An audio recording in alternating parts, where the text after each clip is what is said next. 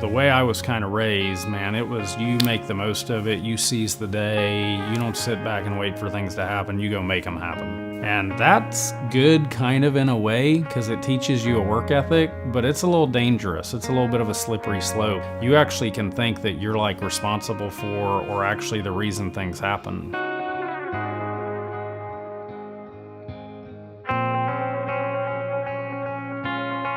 It was who I believed I was, and so if I played well, I felt good about myself. If I played bad, I felt bad about myself. My identity was tied up in my grades, my athletics, my relationships. I had been duped into kind of thinking that you could establish or create a sure foundation in your life if you just performed well enough. You know, my grades were perfect. I was second in my class of 400, students in high school. I was all state or all region in every sport. I'd mastered the art of, looking people in the eyes and shaking hands and saying, yes, ma'am, no, sir. I'd gotten into every school I wanted to go to, and yet I was absolutely miserable on the inside. I worried about everything. I was insecure. And so I just cried out to God and said, Lord, if you're who you say you are, then I give up. I surrender. And why don't you lead and I'll follow?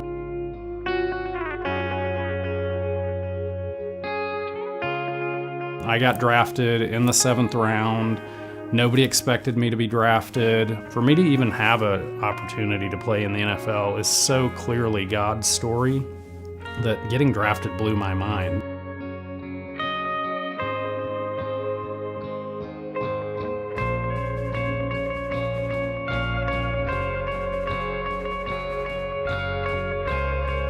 There's kind of this old line of thought in pro sports. You play until they rip the jersey off your back.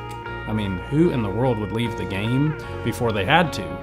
And I just had something going on in my heart that made me think, I don't think that's how it's going to go down.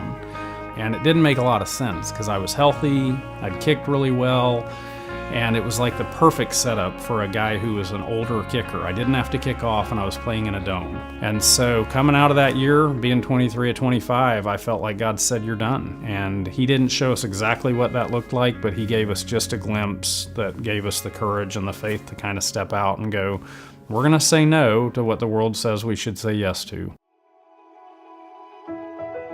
That year, God gave us a vision for hosting an event to benefit Bible translation, and we felt like God just said, lay it all on the line. And so we invited every athlete couple we knew from across the country, business couples, Randy Alcorn, Chris Tomlin, you name it. We felt like God said, do this thing bigger than big can be imagined. And that night, there was like $5 million given. That next year, we felt like he told us to travel, and we began to travel through Africa, and we spent about a month and a half just traveling from Southern Africa up to East Africa and seeing things that we had a connection to one way or another. And slowly but surely, I think what God helped us understand was he wanted us as a couple to kind of be a couple who would say to our friends, hey, come with us, we'll show you. And so we started inviting our friends, athlete families, business families, you name it, to go and see the kingdom. We don't even know what that means, It's not like we're the keys to the kingdom, but we just know God said, man, get out of your comfort zone. Get out of your little Christian bubble in America. And so through the years, we've taken like 30 families to Africa for anywhere between 2 and 6 weeks each summer. And God's broken our heart for the nations and the least and last of these and the Bibleless peoples of the world and for women who are trafficked. We thought the NFL was great. What has happened since we left the game has been so more rewarding than anything we could have ever imagined. It was like just the start of a story. And I have a massive opportunity here to be about other people. Jesus came to free captives and to liberate prisoners and to heal the lame and to bring sight to the blind, not to serve himself.